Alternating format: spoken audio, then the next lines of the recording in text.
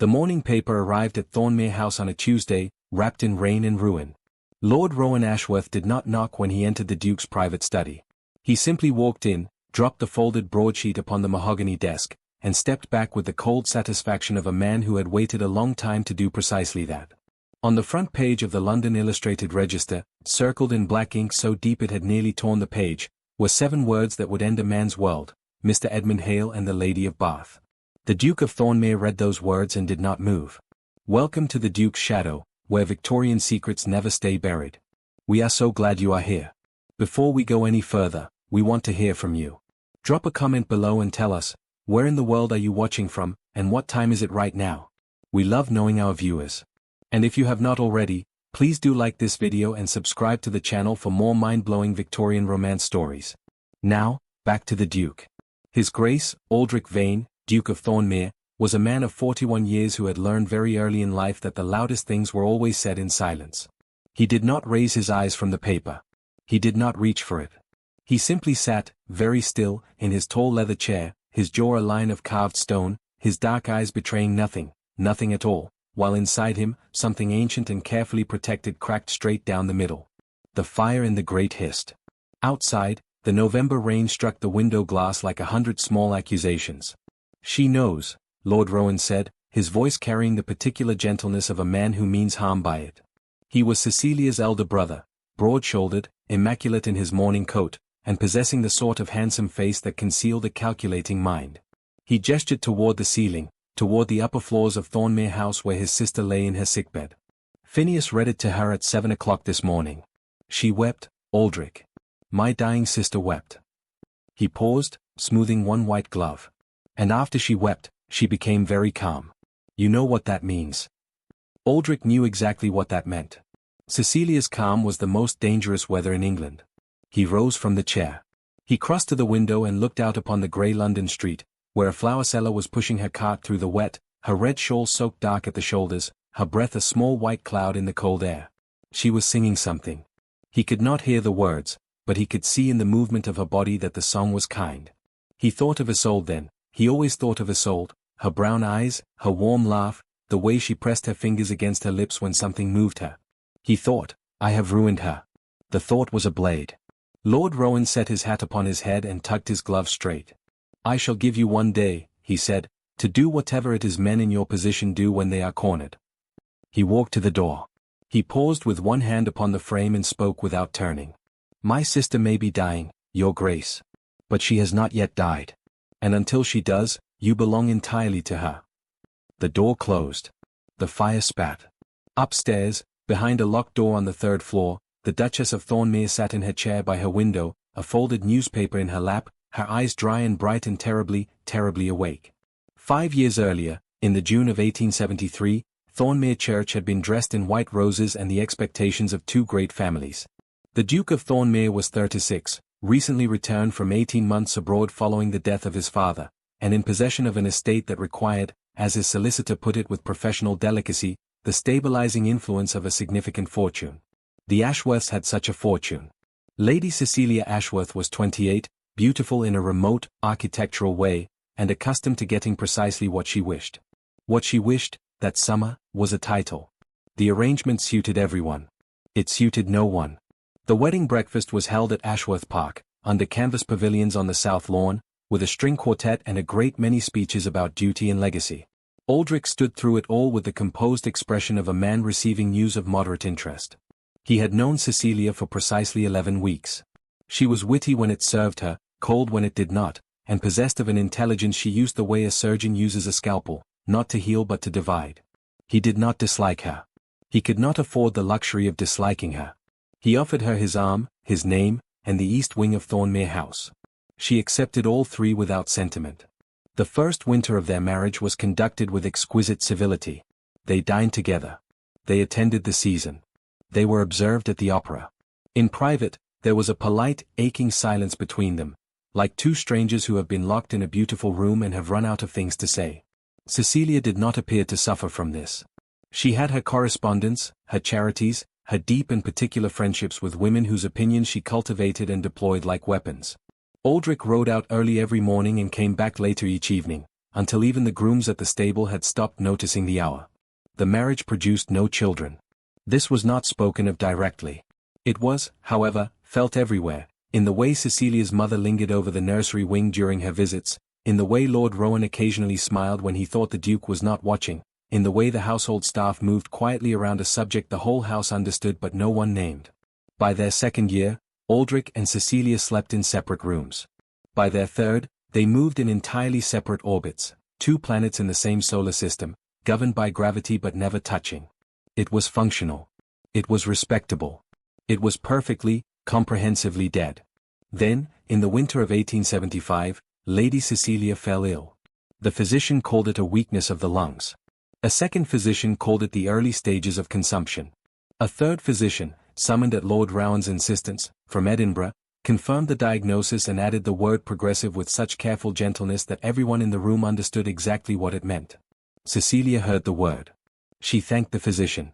She waited for the room to empty, and then she sat for a very long time at her writing desk, her pen motionless in her hand, staring at nothing. When her maid brought her evening tea, the Duchess had composed herself entirely and was writing letters as though nothing had occurred at all.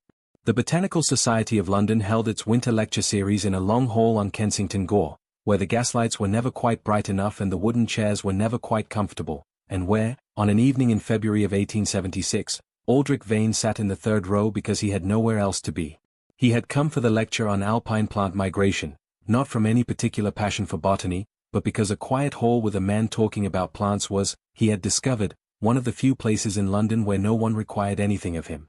He had his notebook. He had his pencil. He intended to ask no questions and trouble no one. She was sitting 2 seats to his left, in a dark green wool coat with a small amber brooch at the collar, and she was laughing. Not loudly, it was no more than a breath, a controlled and private amusement, but she was laughing at the lecturer, who had just mispronounced Ranunculus glacialis with tremendous confidence. Aldric had noticed the mispronunciation. He had not expected anyone else to. He turned his head. She turned hers, almost simultaneously, and their eyes met over the top of the lecturer's illustrated slide, and she pressed her fingers over her mouth, and her brown eyes were bright with the effort of not laughing aloud, and in that single, unguarded moment, Aldric Vane felt something in his chest that he had not felt in so long he had nearly forgotten it had a name. Her name was Isolde Mercer. He learned this afterwards, in the small reception room where tea was served and where he invented a reason to stand near the window at which she also happened to be standing. She was the widow of a naval officer, she told him, without apparent sorrow. The officer had died 3 years prior of a fever contracted in West Africa, and she spoke of him with the measured respect of a woman who had been married to a decent stranger. She had been a schoolmaster's daughter in Shropshire. She had educated herself without apology. She knew 6 languages and could name 400 species of flowering plant, and she had strong opinions about William Morris's wallpaper which she shared without waiting to be asked. He did not tell her he was a duke. He told her his name was Aldric. Just Aldric. She accepted this with a mild lifting of an eyebrow that suggested she suspected there was something he was withholding but found him too interesting to press the matter. They talked for 40 minutes about plants, and then about poetry, and then about the particular grey quality of a London February evening and whether it was beautiful or merely habitual. He could not remember the last time he had talked about anything that did not involve the management of estates or the maintenance of appearances. He walked out of that hall into the cold night air and stood on the pavement for a moment with his breath steaming, feeling, obscurely and powerfully, as though something had begun. It had taken him 3 more meetings, each accidental in the way that only very deliberate accidents can be, before he admitted to himself that he was in love with Isolde Mercer. He stood at his dressing mirror one evening in March, in the cold lamplight, and looked at himself for a long time, a duke with a dying wife and an arranged life and a name that belonged more to a legacy than to a man. And he thought of Isolde, her directness, her warmth, the way she argued with him about Tennyson with the calm certainty of someone who had already decided she was right and was simply waiting for him to catch up. He thought, this is the most dangerous thing that has ever happened to me. He thought, I cannot stop it. He did not stop it. The Ashford Arms was a small, well-kept establishment on the edge of Bath's fashionable quarter, the sort of hotel that asked no questions, charged high prices for its discretion, and served an exceptionally good claret. Its proprietress, Mrs. Hilda Price, was a formidable woman of 60 who had managed the hotel for 30 years by the simple principle of remembering everything and saying nothing. The entrance was on a narrow cobblestoned lane set back from the main thoroughfare, and in spring the window boxes were full of white geraniums. It smelled of coal smoke and beeswax and old wood. It was, in its quiet way, perfect. Aldric had signed the register on the evening of the 15th of April, 1876, as Mr. Edmund Hale, of Bristol. He had chosen the name carefully, common enough to be unremarkable, unfamiliar enough that no acquaintance would recognize it. Isolde had arrived 20 minutes after him, by a separate carriage, and Mrs. Price had shown her up without comment, her face arranged in the professional blankness of a woman who had seen a great deal and judged none of it. They had taken the corner suite on the second floor, which had a window overlooking a walled garden where a pear tree grew against the south-facing stone, its first white blossoms just beginning to open. That evening, in the warm lamplight of that room, with the sound of Bath streets muffled to a murmur and a light rain beginning against the window glass, Aldric had told Isolde the truth about himself. All of it. His name. His title. Cecilia, her illness, their arrangement, the cold and functionless form of a marriage that had never been anything other than a contract. He told her without self-pity or embellishment, watching her face for the moment her expression would close and she would put distance between them. Instead, she sat very still and listened, her hands folded in her lap, her eyes serious and steady. When he had finished, she was quiet for a long time. "You are a married man," she said at last. It was not a question. It was not an accusation. It was a measurement of the truth, taken precisely and without flinching. He said, "Yes." She looked at the window, at the rain on the glass, at the dark garden beyond where the pear tree blossom glowed faintly white in the lamplight. She said, "I know what it is to live beside someone and feel entirely alone. I would not wish that on anyone." She paused. "I am not suggesting it is uncomplicated." He said, "Nothing I feel for you is uncomplicated." She turned back to look at him, and the lamplight was gold on her face, and she did not look away. She said quietly, "No. I suppose it is not." They met at the Ashford Arms 4 more times over the following year, always under the name Edmund Hale, always with separate arrivals and separate departures, always with the white geraniums in the window boxes and Mrs. Price's impassive receipt of their custom. But secrets in Victorian England did not keep themselves. A chambermaid who noticed too much. A ledger entry that survived a solicitor's audit. A correspondent of the London Illustrated Register who spent his weekends in Bath with sharp eyes and sharper ambitions. Somewhere in that chain of ordinary human carelessness, the name Edmund Hale became attached to the face of Aldric Vane, Duke of Thornmere. And on a Tuesday morning in November of 1878, Lord Rowan Ashworth dropped a folded newspaper on a mahogany desk, and the whole careful architecture of a secret life came down at once. The Duchess's suite on the 3rd floor of Thornmere House smelled of camphor and cut flowers, lilies, which Cecilia had always preferred. Her maid had arranged them in a crystal vase on the windowsill, where they caught the grey November light and turned it slightly yellow. The room itself was immaculate, the bed made with military precision, the dressing table ordered, the fire banked to a steady warmth. Cecilia sat not in the bed but in the high-backed chair beside the window, wrapped in a cashmere shawl of deep rose, her dark hair dressed and pinned, her cheeks faintly flushed, not with health, but with the particular brightness that consumption sometimes gave its prisoners. She looked beautiful. She also looked absolutely furious. Aldric entered without knocking. It was his house. The thought was small and unkind and he acknowledged it privately as he closed the door. Cecilia did not look at him directly. She was examining the garden below with an expression of serene contemplation that had been assembled with great deliberateness for his arrival. He had seen that expression many times. It meant she had already decided what she wanted from this conversation and was prepared to wait with perfect composure until she got it. He pulled a chair close and sat down. He did not speak first. He would not give her that advantage. They regarded each other in silence, two people who knew each other's tactics precisely, across 3 feet of warm air. "Isolde Mercer," Cecilia said at last, her voice carrying the low, even music of a woman who has rehearsed her control. She turned her eyes from the window to his face. Her gaze was a scalpel. A schoolmaster's daughter from Shropshire. A widow. No property of note, no family connections worth mentioning. An attendee of botanical lectures. She paused. "You are a Duke of England, Aldric. Is that truly the measure of your ambition?" He said nothing. She continued, "Phineas has been most thorough. 3 years of correspondence. The Ashford Arms, 4 visits, under the name Edmund Hale." She touched the folded newspaper in her lap. "Now the whole of London knows it." Something moved in Aldric's jaw. He kept his voice perfectly level. "The whole of London knows a name that is not mine. Nothing in that article can be confirmed." Cecilia smiled, a small, cold, entirely beautiful smile. My brother can confirm it.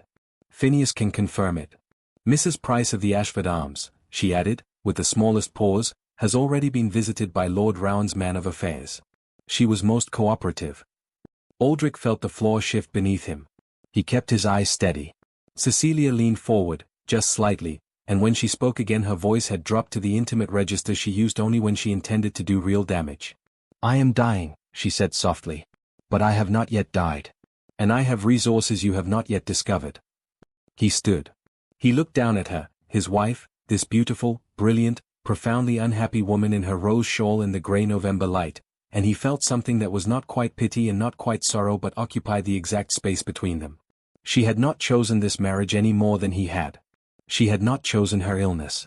But she had chosen, again and again, to use cruelty as her instrument, and that, he could not forgive. Tell me what you want, he said, very quietly. Cecilia settled back into her chair. She looked at the garden. She was smiling again. I shall, she said. But not today. I wish to enjoy the anticipation a little longer. He turned and left the room. The lilies watched him go. She named her price 3 days later, through Phineas Good, who arrived at the Duke's study on a Friday morning with the practiced neutrality of a man who has spent his career delivering messages that other people would not dare to carry personally. He was a slight man of 55, with neat grey hair and small gold-rimmed spectacles, and he set a folded document on the desk with the quiet care of someone placing a loaded weapon on a table. The document was 2 pages long. Aldric read it in full, without expression, from the first line to the last. When he had finished, he set it down and looked at Phineas Good, and Phineas Good looked back at him with the face of a clock. The Duchess's terms were as follows. Aldric was to cease all communication with Isolde Mercer immediately and permanently. He was to make no further visits to Bath or any establishment where he might encounter her. He was to settle upon Cecilia a private sum. The figure was written in pounds and was not a small one, to be held independently in an account controlled by Lord Rowan Ashworth, to be released to her quarterly for the remainder of her life, however long or brief that might prove. In exchange, Cecilia would withdraw her account from the London Illustrated Register and prevail upon her brother to suppress what further evidence had been gathered. Isolde Mercer's name would not be spoken publicly. Her reputation would remain intact. Aldric spent the remainder of that Friday at his desk with a blank sheet of paper before him and a pen he did not pick up. He was a man who had navigated the machinery of aristocratic life for 40 years, who understood perfectly the violence that could be done with silence and legal documents and the controlled deployment of information. He also understood, with the particular clarity of a man who has discovered love late and knows precisely what its loss will cost him, that Cecilia's terms were not merely punitive, they were surgical. She was not destroying him. She was cutting him out, cleanly, from the one living part of his life that was genuinely, unreservedly his. That evening he rode out alone, north through the city, past the great lit windows of houses where other lives were being lived, into the darker, quieter streets where the gas lamps gave way to darkness and the horses' hooves rang clean on wet cobblestones. He thought of Isolde in her small house in Marylebone, with her books and her botanical drawings and her amber brooch. He thought of the way she looked when she was reading, her brow slightly furrowed, her lips moving almost imperceptibly on difficult words, entirely unaware of being observed. He thought, if I protect her, I lose her. If I do not protect her, I destroy her. The horse walked on into the dark, and he rode without direction, which was itself a kind of answer. He sent word to Isolde the next morning that he needed to see her. Not at the Ashford Arms. Not in any hotel or private room that could be watched and reported. He named a public greenhouse in Kew Gardens, open to any respectable visitor, where 2 people could walk in the warm glass air among tropical palms and speak quietly and be observed by no one who would think to carry the observation elsewhere. She replied within the hour, I shall be there at 2 o'clock. He folded her note and held it for a moment, feeling the weight of 2 words, I shall, and the particular resolve contained in them, before he placed it in the fire and watched it go. The greenhouse at Kew was warm in November with a warmth that felt borrowed from another world, humid and green and faintly sweet, smelling of earth and orchid and something Aldric could not name. Outside, the park was bare and grey, but in here the palms pressed their wide leaves against the glass, and small birds moved in the upper reaches, and the light came through the curved iron roof in long amber bars that lay across the gravel paths like rungs of a ladder going nowhere. Isolde was already there when he arrived, standing before a case of ferns with her back to the entrance, in her dark green coat and her amber brooch, and she did not turn at once when she heard his step. He told her everything. He stood beside her, their voices low beneath the sound of water trickling somewhere nearby, and he set out the terms, the document, the price, with the same plainness with which she herself had always asked him to speak. He watched her face as he spoke. She did not flinch. She did not weep. She was very still, the way water is very still just before it begins to move, and when he finished she was quiet for a moment with her gaze fixed on the ferns, whose delicate green fronds trembled in the warm air as though listening. Then she said, "She means to separate us." He said, "Yes." She said, "And you are considering it?" It was not a question. He said, very quietly, "I am considering you." She turned then, and looked at him, and the amber light fell across her face and turned her eyes to something almost golden, and she said, "Aldric, I am going to tell you something. And I need you to hear it without making any sudden movements, as though I were a skittish horse." Despite everything, despite the weight and the wire tightness in his chest, he almost smiled. She watched him steady himself and then she said, evenly and clearly, without embellishment, "I am expecting a child." The greenhouse went very still. The distant birds moved in the roof. The ferns trembled. Aldric looked at her and the whole world rearranged itself around those 5 words, and in the rearrangement he could feel, not see, but feel, every future he had ever half imagined being torn apart and rebuilt simultaneously. He did not speak for a long moment. She waited, not anxiously, not in the posture of a woman seeking rescue, but with the particular quiet of a person who has delivered a difficult truth and is content to let it settle. When at last he found words, they were not the words of a duke addressing a problem. They were the words of a man confronting the thing he most feared to lose and most desperately wanted to protect at once. He said, "You are certain?" She said, 3 months certain." He turned away and pressed one hand flat against the glass of the greenhouse wall, and the cold from outside came through the glass against his palm, and he stood like that for a moment, half in the warmth, half in the cold, which was, he thought, exactly where he had been standing for 3 years. He turned back. He looked at her with an expression that had stripped itself of every rehearsed feature, every managed angle, and was simply and entirely a man's face in love with a woman and terrified and determined in equal measure. He said, "I will not accept her terms." Isolde said, "Cecilia will destroy my reputation." He said, "Not if I have something first." She watched him carefully, the way she watched things she did not yet understand but intended to. He took her hand, in that public garden, in full view of any gardener or visitor who might pass, which was itself a small and precise act of declaration, and he said, "Give me 1 week." She looked at their hands, joined, in the amber greenhouse light. She said, 1 week. Phineas Goode had worked for the Ashworth family for 22 years. He had drafted documents, managed accounts, carried messages, and maintained silences. He was, by any conventional measure, a loyal man. But he was also, beneath his precise grey exterior, a man who had made a great number of careful copies of a great number of sensitive documents across a great many years, not from malice, but from the instinct of a man who understood that information, properly stored, was the only real security available to someone in his position. He kept these copies in a locked tin box inside a false bottom in the second drawer of his writing desk. He had never expected anyone to look for them. He had not anticipated the Duke of Thornmere. Aldric had spent the first 2 days of his promised week watching Phineas Goode, his movements, his habits, his patterns. He had always been a man who, when he finally decided to act, acted with the precision of someone who had been thinking for a very long time.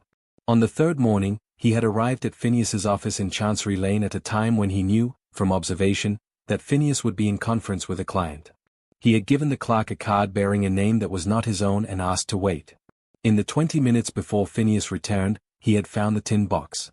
He had done so quietly, carefully, and with the unhurried focus of a man who has decided that rules have their season and this season is over. What he found inside the tin box did not immediately make sense.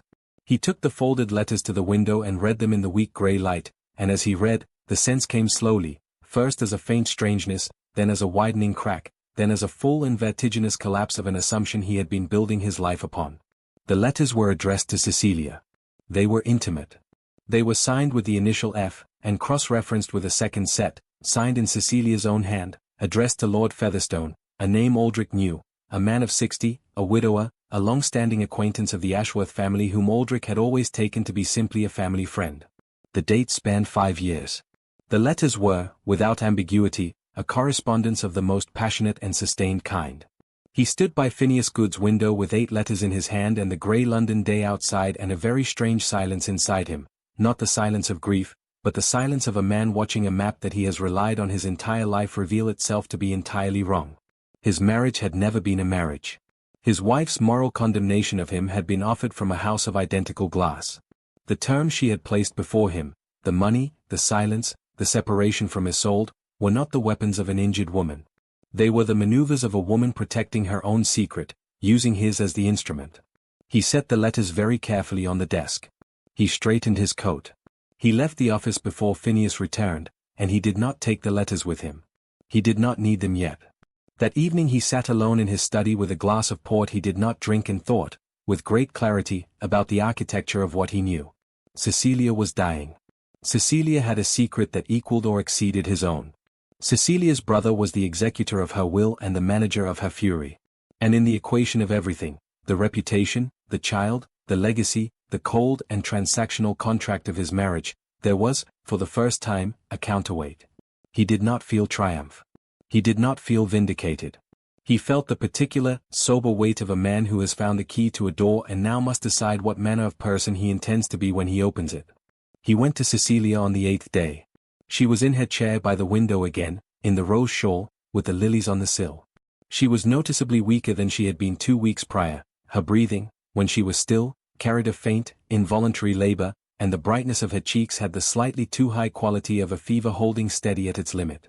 But her eyes were as sharp as they had always been, and when she turned them on Aldric as he entered, they held the expression of a woman who had been anticipating this visit with a great deal of private satisfaction. She gestured to the chair across from her. "You have come to negotiate," she said. It was not a question. He sat today. He looked at her directly. He said, "I have come to speak honestly. Perhaps for the first time." Cecilia arranged her shawl with the small deliberateness of a woman who intends to control the room. "Then speak," she said. He did not reach into his coat. He did not produce documents or theatre.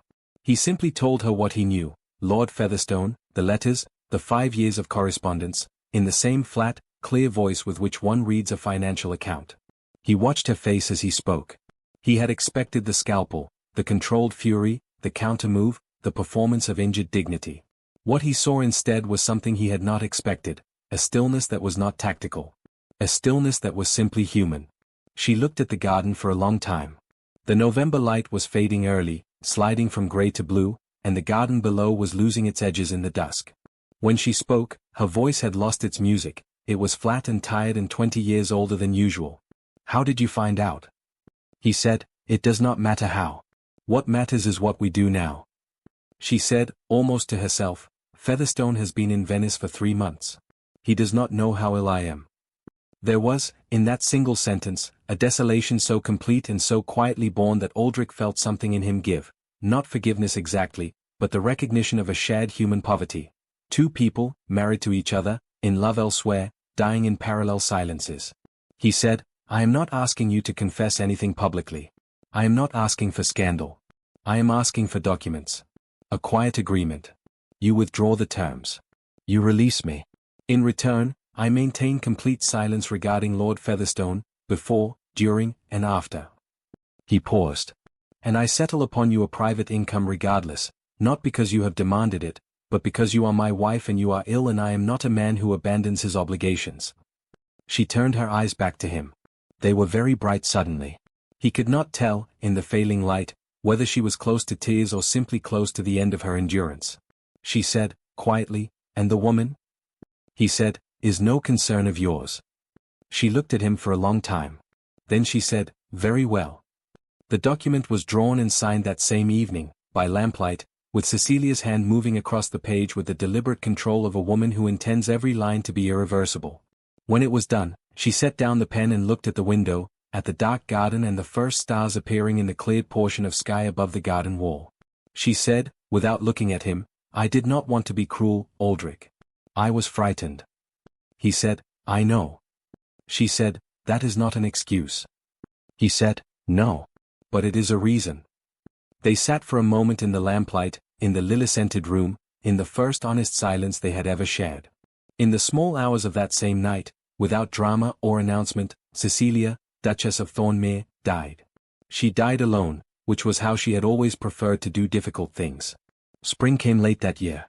There was snow in March, which was unusual even for England, and the gardens of Thornmere's country estate, Ashfield Park in Wiltshire, did not show their first colour until the last days of April.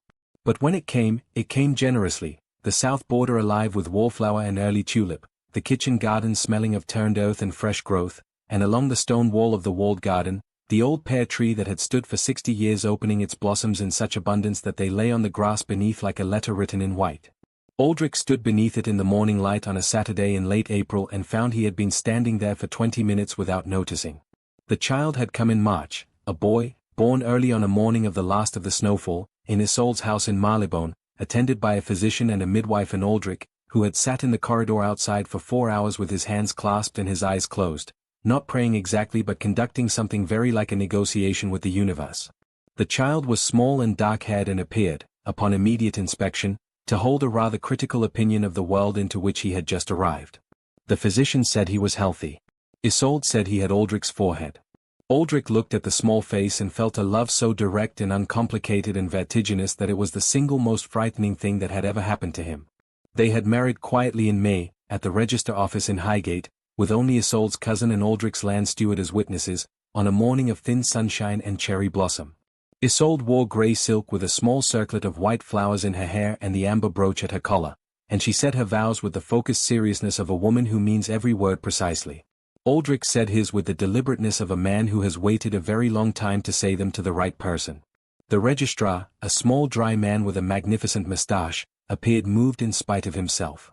Outside, a street musician happened to be playing something entirely unsuitable and joyful on a fiddle, and Isolde laughed, and it was the best possible way for anything to begin. London did whisper. Of course London whispered. Whispers were the city's native weather. There were items in society columns, observations at parties, the careful management of invitations. Lord Rowan Ashworth declined further contact with the Duke of Thornmere, which was its own kind of relief. Lord Featherstone, upon returning from Venice and learning of Cecilia's death, was reported to have spent a considerable time alone in his library.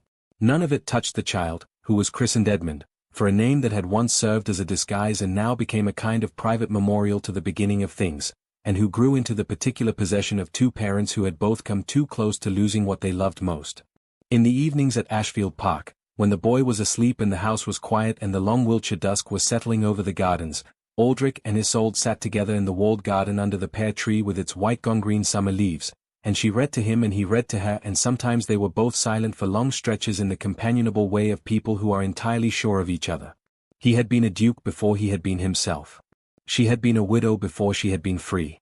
Between them now, in the warm evening air, was the life that cruelty and silence and arranged duty could not dismantle, the life that two people build when they decide, against all the elegant machinery of a society that tells them otherwise, simply to be honest, and present, and thoroughly, irrevocably alive. Thank you for watching. If this story moved you, please leave a comment below. We read every single one. Where are you watching from? Tell us in the comments. And if you have not yet subscribed to the Duke's Shadow, do so now, and never miss another Victorian romance that will break your heart and put it back together again. Like, subscribe. Come back tomorrow.